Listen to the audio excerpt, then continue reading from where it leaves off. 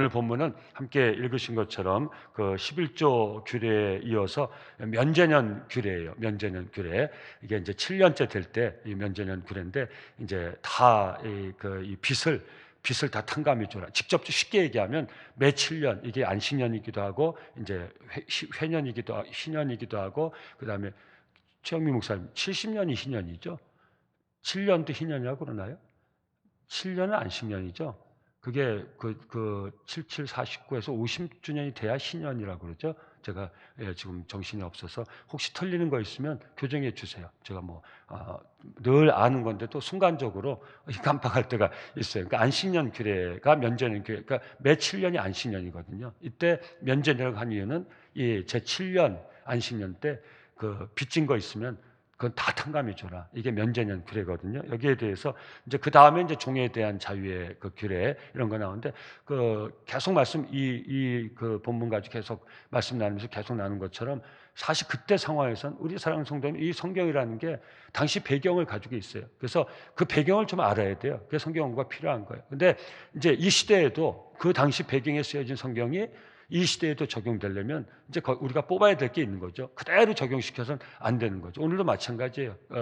단순하게 그래가지고 예를 들면 어떤 분이 제 7년에는 이 구약 배경 고대 근동 사회에서 그 배경에서 왜 이걸 면제해 주라 그 이유가 있거든요. 그래서 이 빚을 다 면제해 주라 하니까 오늘 이 시대 어떤 분이 그 빚진 교회 내에서 그런 일이 없으면 좋겠는데 부득이 해가지고 또 꺼주고 꺼 받고 그런 게 있을 수 있잖아요. 근데 오늘 본문 딱 듣고서 갚아야 되는 분한테 가서 오늘 설교 들으니까 제 7년째 되면 그건 안식년이고 그때는 모든 빚을 탕감해 주라는데 권사님 나한테 빚진 거 이제 받을 생각 하지 마세요. 그럼 어떻게 되겠어요? 싸움 나죠. 그러니까 그런 적용은 굉장히 무리한 적용이고 그건 굉장히 죄송하지만 무식, 지식, 지혜롭지 못한 적용이에요. 성경을 그렇게 해석해서는 절대 안 돼요. 무슨 말? 성경이 변하지 않는 것은 그 안에 담겨진 진리, 교훈, 정신이 변하지 않는다는 거지 그 당시 배경을 갖고 쓰여진 것을 오늘 완전히 달라진 이 시대에 그걸 갖다가 그대로 붙여가지고 그 정신 교훈을 적용시키는 건 왜곡되는 거예요. 그건 그 교훈이 왜곡되는 거예요. 잘못 전달되는 거예요. 그래서 그렇게 보시면 안 되는. 그러나 동일한 이 시대가 바뀌었지만 상황이 바뀌었지만 그 안에 담긴 교훈 정신은 변하지 않는 거예요. 우리는 이 변하진 진리를 붙들 수 있어야 돼. 오늘 면제년 규례에 담긴 우리 교훈 정신 우리 찾아서 잠깐 나누려고 합니다. 1절 3절 제가 다시 읽어 드릴 때 한번 그런 배경을 가지고 한번 읽어 보시면 좋겠어요. 이게 우리가 어떻게 여기에 담긴 정신을 어떻게 찾아서 우리 내 삶에 적용시킬 수 있을까? 이게 이제 말씀 묵상을 넘어오는 거죠. 제가 좀 전에 잠깐 말씀드린 건 성경 공부의 영역이고 성경 공부를 통해서 이런 그 배경 지식을 아셨다면 이제는 이 말씀을 깊이 묵상하면서 오늘 이 시대에 사는 나에게 어떻게 적용시킬 수 있을까?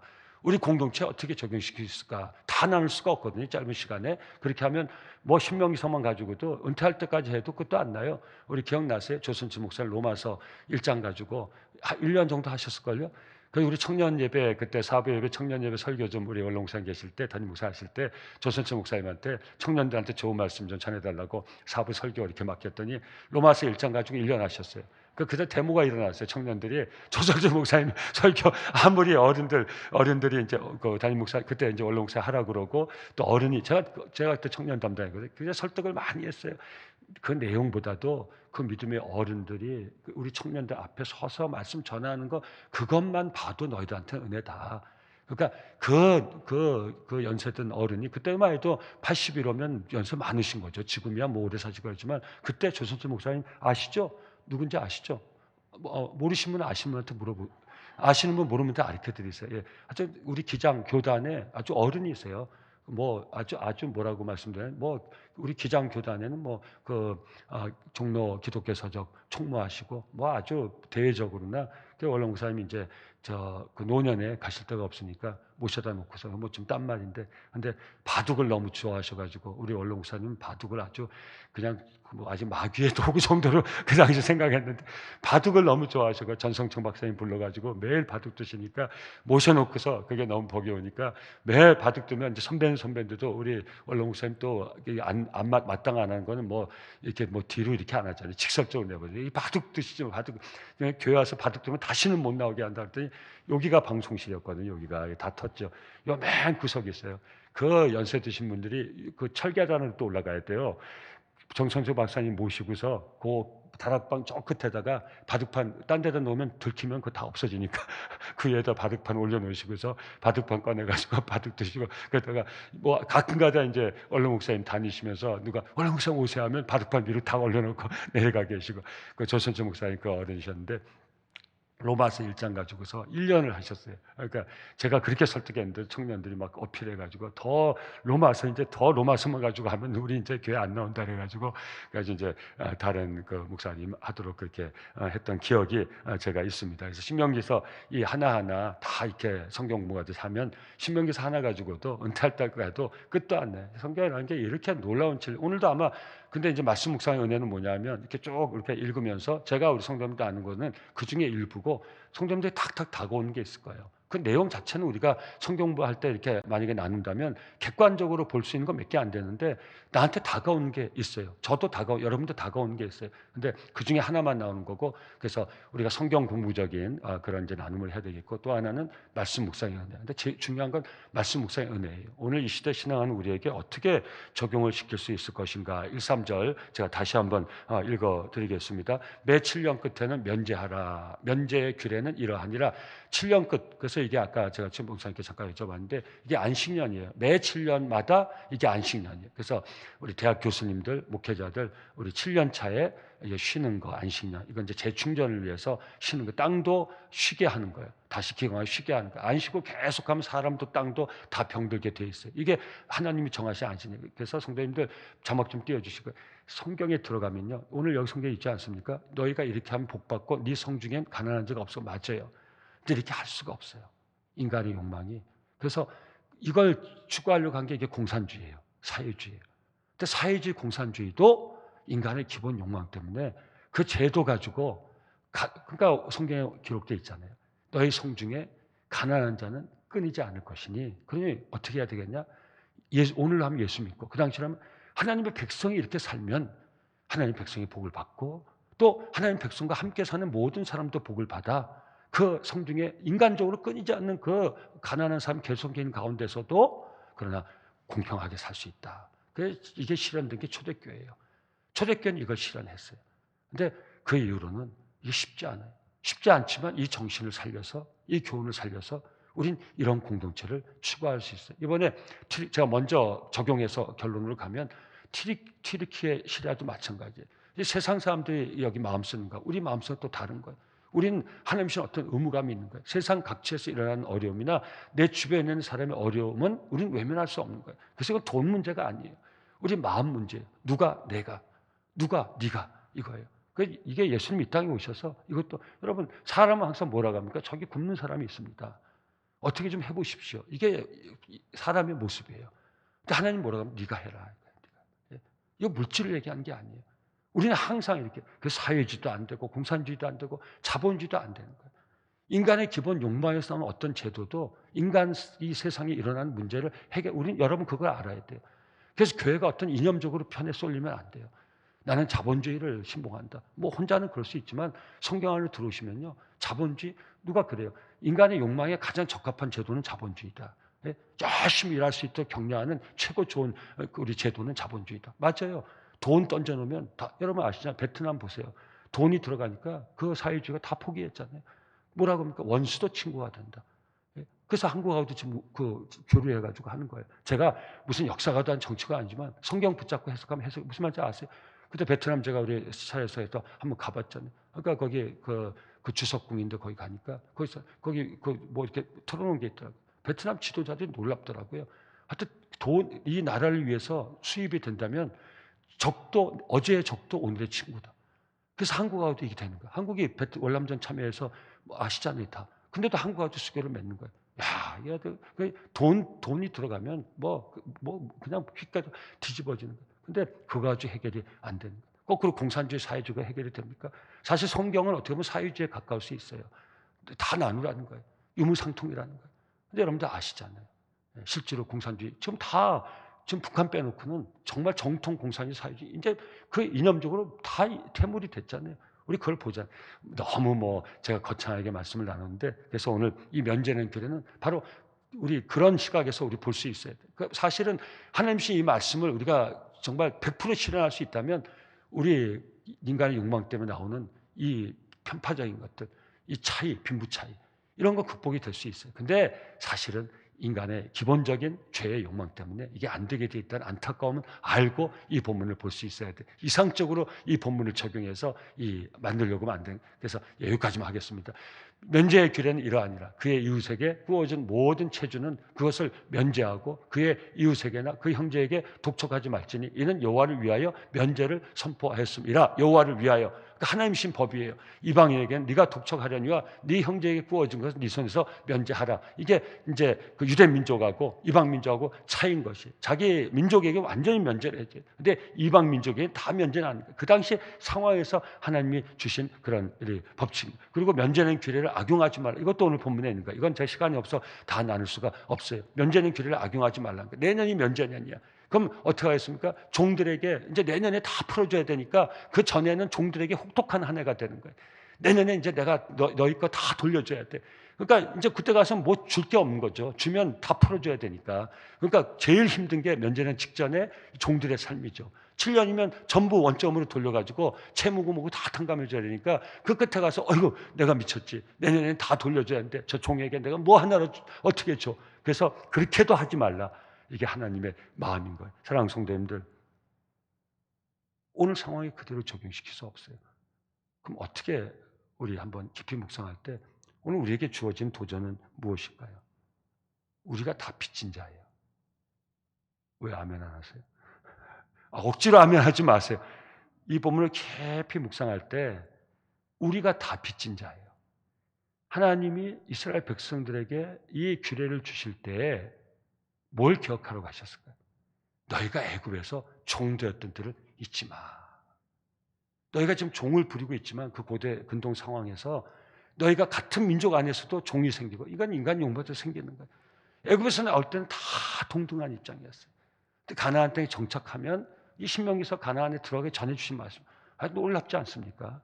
너희가 정착하면 너희 인간의 본성, 욕망에서 나온 것 때문에 이런 문제가 생길 거야. 이건 생길 수밖에 없어. 근데 하나님이 그 생긴 문제를 해결할 수 있는 명령을 주신 거예요. 너희 본성 욕망으로는 이렇게 될 수밖에 없지만 내가 지금 주는 명령을 기억하고 네가 명령대로 시행하면 너희도 복을 받고 네 성중에는 가난한 자가 없을 거야. 명령에 순종했으면 그런 공동체가 될 수 있었어요. 근데 인간은 거기 순종하지 못하죠. 이가 인간의 죄죠. 예수님 오시기 전에 오신 이후에도 우리 여기서 자유롭지 못하는 걸 깨달아요. 그러면서 이 본문을 깊이 묵상해 보면 우리가 다 빚진 자인 걸 알 수 있어요. 우리를 구원하신 하나님 앞에 저와 여러분들은 다 빚진 자. 이 본문을 읽으시면서 어떤 입장이 있었습니까? 어이구 내가 이 시대에 살아도 큰일 날 뻔했다. 내가 어느 집사한테 꿔준 거, 어느 권사한테 꿔준 거, 어휴 이걸 다 면제해 주라고? 어휴 큰일 날 뻔했다. 혹시 그런 입장에 계십니까? 아니면 아까도 제가 말씀드렸죠. 그래.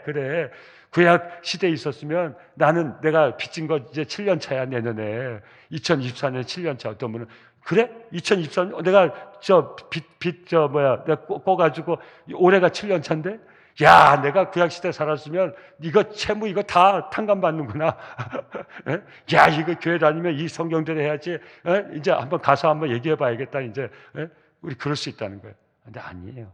깊이 한번 묵상해 보세요. 오늘 이 상황에서 주어진 말씀을 통해서 이 시대 신앙은 우리에게 주는 도전은 무엇입니까? 이 주신 명령을 그대로 시행하라는 하나님 그 마음 담긴 정신은 무엇입니까? 우리가 먼저 깨달아야 돼요.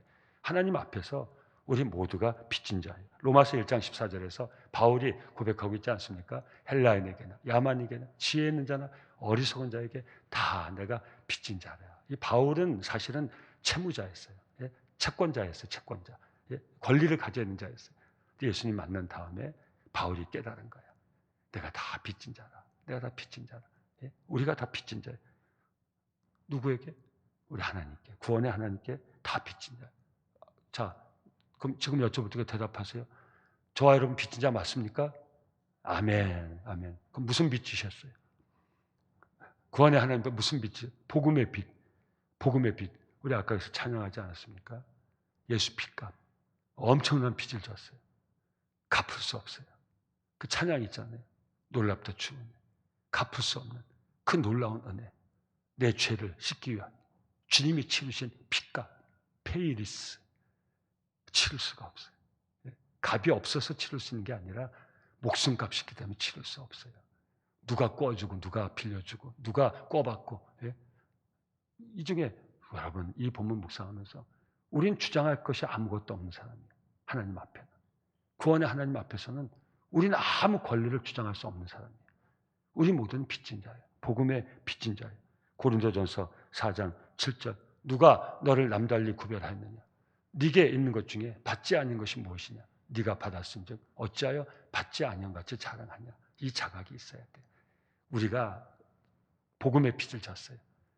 예수 그리스도 보혈의 은혜, 그 은혜로 살아가기 위해서 우리는 정말 예수 보혈 그 고귀한 피, 그 갚을 수 없는 그런 엄청난 빚. 근데 이게 은혜의 빚이에요. 세상 빚과 다른 은혜의 빚이에요. 여러분 얼마나 감사합니까? 그러나 구약 시대에 종이 자유를 얻기 위해서는 풀어줘야 돼. 주인이 풀어줘야 돼.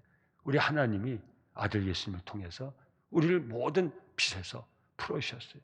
근데 우린 빚진 자예요. 은혜의 빚진. 이 은혜의 빚은 깨달을수록 우리에게 부담이 되는 게 아니에요. 우리 영혼이 자유로워지고 감사가 터져나오고 우리가 살아있는 이 삶의 의미를 찾게 되고 우리 존재의 가치를 찾게 해주시는 복된 빚이 은혜의 빚이에요. 저와 여러분들 사는 모든 날도 지금까지 그렇게 사셨죠? 전 은혜의 빚진 자예요. 여러분도 은혜의 빚진 자예요. 이 은혜의 빚진 자로서 진 이 은혜 갚으며 살아갈 수 있기를 예수 이름으로 축원합니다. 사랑성 조금 더 들어가면요.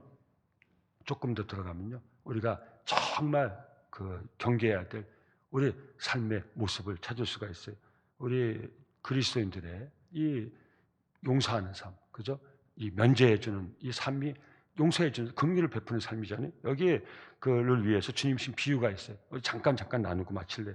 마태복음 18장 23절에서 35절 그 말씀인데 비유의 말씀이에요. 한번 잘 따라와 보세요. 좀 길지만 잘 아시는 말씀이니까 이렇게 말씀하시는 거예요. 그러므로 천국은 그 종들과 결산하려 하던 어떤 인구, 뭐예요? 천국 비유예요. 천국은 그 종들과. 근데 우리가 알아듣게 우리 구약에도 이렇게 나와 있는 이 우리가 서로에게 주고 받을 수 있는 빚도 줄 수 있는 꺼줄 수 있는 채권 또는 채무 이런 상황을 비유로 해서 말씀하시는데 사실 이것은 천국을 얘기하는 거예요. 한번 잘 따라와 보세요. 천국은 그 종들과 결산하려 하던 어떤 인구가 같으니 결산할 때 10,000달란트 빚진 자 하나를 데려오매 갚을 것이 없는지라 주인이 명하여 그 몸과 아내와 자식들과 모든 소유를 다 팔아 갚게 하라 하니 그 종이 엎드려 절하며 이르되 내게 참으소서 다 갚으리다 하거늘 그 종의 주인이 불쌍히 여겨 놓아 보내며 돈 빚 아니에요. 비유예요. 돈 빚 아니에요. 천국이 이와 같다고 했어요. 잘 따라와 보세요. 그 빚을 탕감해 주었더니 그 종이 나가서 자기에게 100데나리온 빚진 동료 한 사람 만나 붙들어 목을 잡고 이르되 빚을 갚으라 하며 그 동료가 엎드려 간과해 이르되 나에게 참아주소서 갚으리다 하되 허락하지 아니하고 이에 가서 그가 빚을 갚도록 옥에 가두거늘 그 동료들이 그것을 보고 몹시 딱하게 여겨 주인에게 어떤 주인이에요? 바로 그 목을 졸라가지고 그 작은 빚을 갚으라고 안 갚으니까 옥에 가둬버린 그 또 다른 그 종의 더 큰 빚을 탕감해준 주인에게 사람들이 보고 그 일을 고하는 거예요. 이에 주인이 그를 불러다가 말하되 악한 종아 네가 빌기에 내가 네 빚을 전부 탕감하여 주었거늘 내가 너를 불쌍히 여긴 것 같이 너도 내 동료를 불쌍히 여김이 마땅하지 아니야. 돈 얘기가 아니에요. 하고 주인이 노하여 그 빚을 다 갚도록 그를 옥절들에게 넘기냐. 이건 비유예요. 너희가 각각 마음으로부터 형제를 용서하지 아니하면 나의 하늘 아버지께서도 너희에게 이와 같이 하시리라. 아멘. 긍휼히 여긴 자는 복이 있나니 긍휼히 여김을 받을 것이요. 사랑하는 성도님들, 우리 하나님이 우리에게 베풀어 주신 그 마음, 그 태도를 가지고 우리가 만나는 모든 사람들을 대할 수 있기를 예수 이름으로 축원합니다. 비유라니까요. 돈 얘기 아니에요. 채권자처럼 살지 마시고 채무자처럼 이렇게 해야 실감나죠. 채권자처럼 살지 마세요. 혹 실질적인 내가 돈이 있고 누구의 꾸어진 게 있다 할지라도 제가 돈 갚지 말라는 거 아니에요, 성도님들. 채권자를 죄인 만들려고 아니에요. 근데 우리가 일상 신앙하는 삶에서 그런 채권자처럼 살지 말라는 거예요. 세상에서 내가 돈이 있어서 돈을 빌려줘서 채권자 행세를 한다 할지라도 신앙하는 삶에서는 채권자처럼 살지 말아요. 우린 채무자처럼 살아야 돼. 저도 그 빚쟁이 삶을 살아봤거든요. 예, 혹독하게 살아봤거든요. 예, 한참을 갚고 앞도 갚을 수 없고, 제가 이민생활하면서 빚을 져가지고 이건 얘기하면 안 돼요. 임목회하면서도 우리 이민 목회자 만나면 한 얘기가 있어요. 우리 목회자 빚은 주님 재림하실 때까지 못 갚는다. 그런 말이 있어요. 임목회하면 뭐 소스가 없어요. 예, 그래서 뭐 이 얘기는 제가 안 할래요. 예, 이건 나중에 은퇴한 다음에 제가 혹시 무슨 뭐 기회 있으면 제가 은퇴한 다음에 불러주세요. 그럼 제가 얘기할게요. 그래서 사랑하는 성도님들, 정말 혹독하게 빚쟁이 생활 해봤거든요. 근데 저는 알아요. 하나님 은혜 가운데 살아가려면 그 마음으로 살아야 된다. 예, 저 채권자가 되면 안 돼요. 돈 얘기 아니에요. 돈 얘기를 듣지 마세요. 오늘 이 면제된 규례가 돈으로 들으시면 안 돼요. 채권자는 무슨 이런 법이 있어. 그 얘기 아니에요. 채무자는 다 면제해줘야지. 뭐 이자를 받고 그래. 그 얘기 아니에요. 오늘 우리 삶에 잘 적용시켜 보면 우리는 그 누구도 채권자처럼 살면 안 된다는 거예요. 돈 얘기 아니라니까요. 우린 채무자처럼 살아야 돼요. 왜 빚진 자처럼 아직도 이해가 안 되시면요, 우리 본문 하나만 더 소개해드리고 마치도록 하겠습니다. 지혜로운 청지기의 비유가 있어요. 누가복음에. 좀 긴 본문이지만 잘 아시는 말씀이니까 한번 따라와 보세요. 누가복음 16장 1절에서 9절까지 말씀. 또한 제자들에게 이르시되 비유에 어떤 부자에게 청지기가 있는데, 이것도 돈 얘기 아니에요. 그가 주인의 소유를 낭비한다는 말이, 잘 보세요. 그 주인에게 들린지라. 주인이 그를 불러 이르되 내가 네게 대하여 들은 이 말이 어찌 됨이냐. 내가 보던 일을 세마라. 청지기 직무를 계속하지 못하리라 하니. 여러분, 우리에게도 이때가 옵니다. 하나님께 자를 때가 와요. 항상 우리가 붙어있는 게 아니에요. 하나님이 이제 우리를 잘라버릴 때가 올 수 있다는 거예요. 그게 무엇이든지 권리처럼 생각하는 게 있으면 참 어려운 말씀을 나누는 거예요. 우리가 그 직에서 잘릴 때가 있어요. 굉장히 권세 있는 친구 같지만 잘릴 때, 대통령도 내려놓을 때가 있어요. 국무총리도 내려놓을 때가 있어요. 잘릴 때 얼마 안 남았어요. 그걸 알고서 행세를 해야 돼요.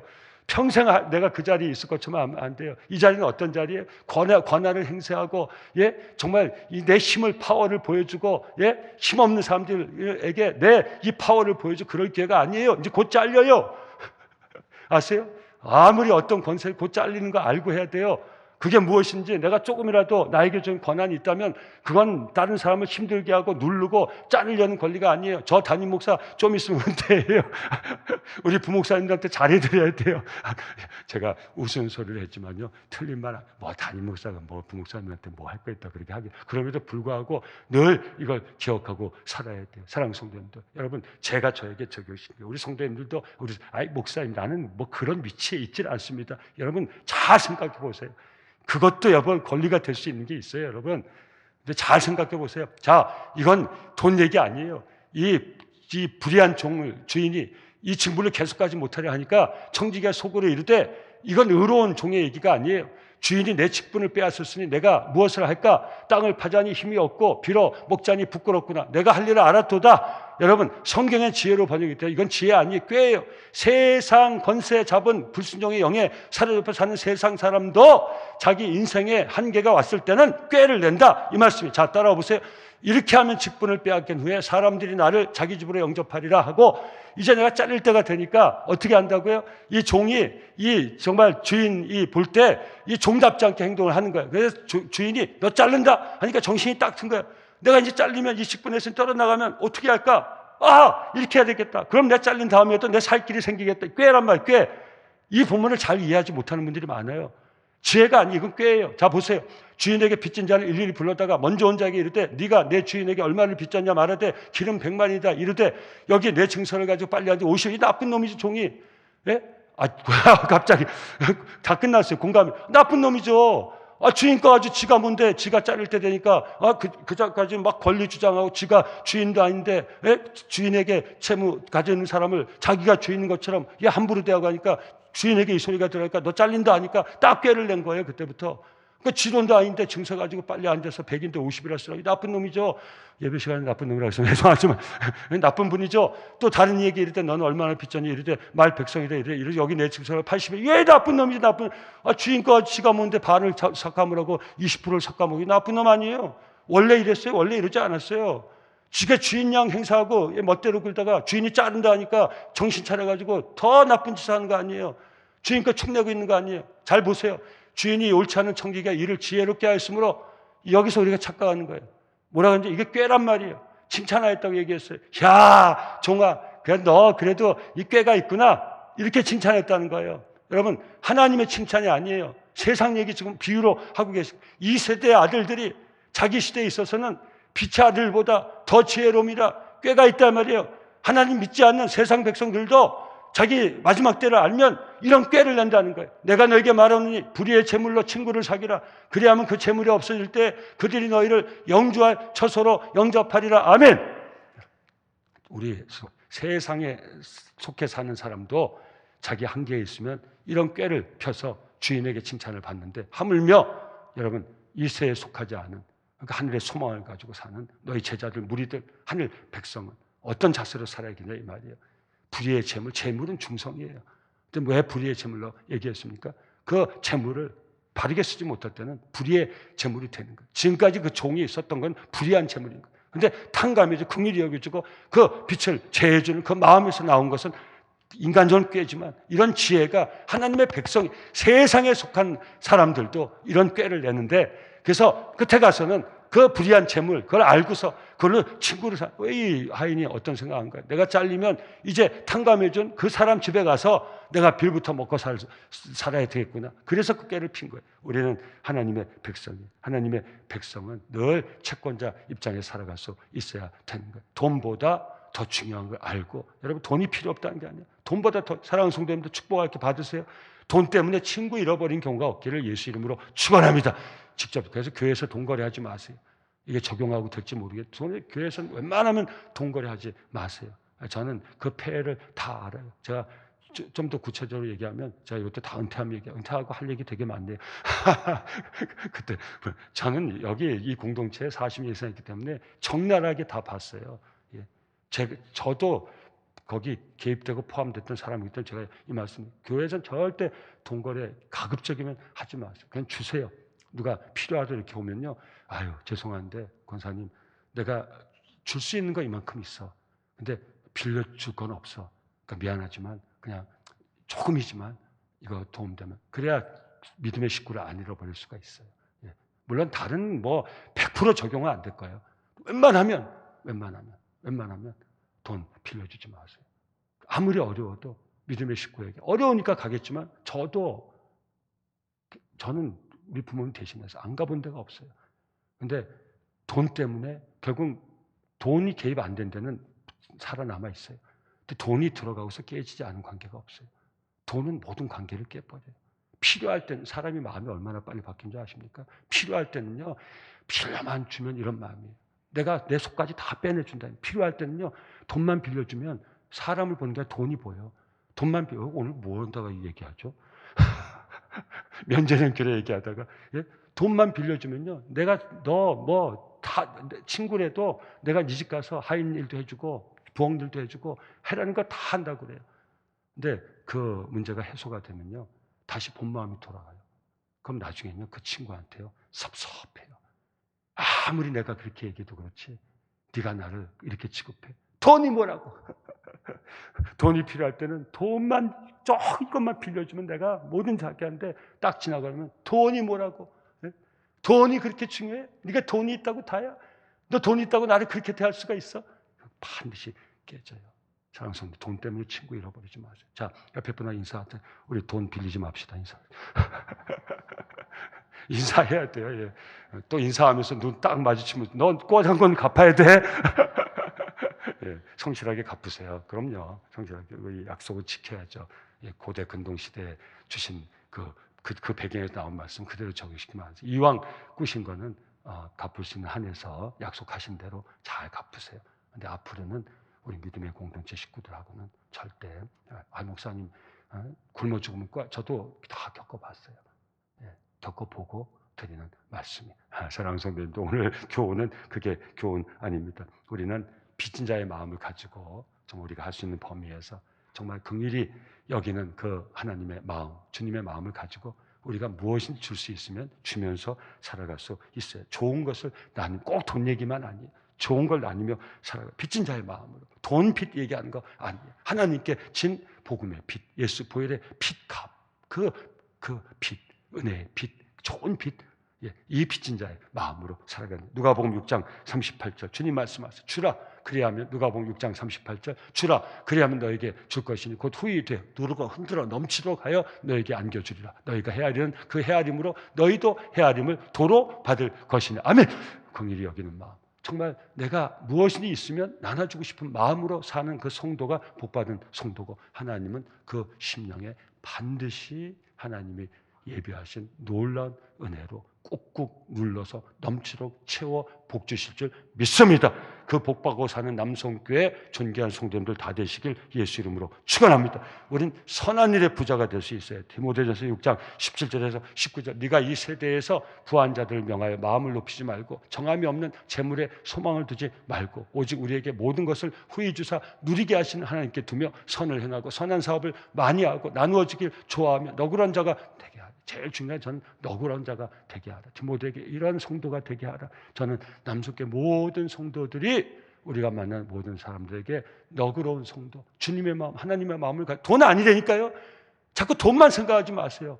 이 자본주의 사회에서 돈 생각하면 하나님 말씀 하나도 제대로 받을 게 없어요. 내가 받은 은혜, 사랑, 여러분 내가 무엇인지 그거 우리 줄 수 있는 거 그거 하는 거예요. 마음, 너그러운 마음, 채권자 마음 아니고, 채무자, 돈 아니고, 채권자의 마음 아니고 우리 채무자의 마음으로, 빚진 자의 마음으로 무엇인지 내 손에 있는 것, 내 마음에 있는 것 줄 수 있다면 나누어 주고 사는 것이 복된 삶이라는 것. 하나님께 두며 선을 행하고 선한 사업을 많이 하고 나누어 주기를 좋아하며 너그러운 자가 되게 하라. 이것이 장래에 자기를 위하여 좋은 터를 쌓아 참된 생명을 취하는 것이니라. 아멘. 꼭 붙으시기 바랍니다. 무엇보다 복음의 빚을 갚는 우리 귀한 성도의 삶을 살 수 있어요. 바울 사도의 자각입니다. 로마서 1장 15절에서 16절 그러므로 나는 할 수 있는 대로 로마에 있는 너희에게도 복음 전하기를 원하노라. 왜? 내가 복음을 부끄러워하지 아니하노니 이 복음은 모든 믿는 자에게 구원을 주시는 하나님의 능력이 됩니다. 먼저는 유대인에게요, 그 다음은 헬라인에게로도. 아멘. 바울 사도는 복음의 빚진 자로 살아갔어요. 복음의 채무자로 살아갔어요. 하나님의 복음을 전하고 사랑을 전하고 은혜를 전하면서 평생에 복된 삶을 살았어요. 사랑하는 성도님들, 오늘 저와 여러분들 정말 좀 도전되는 단어로 쓸게요. 채권자처럼 살지 마시고 채무자처럼 살아갈 수 있기를, 하나님 앞에 빚진 자로 빚 갚는 마음으로 복된 삶을 살아갈 수 있기를 예수 이름으로 축원합니다.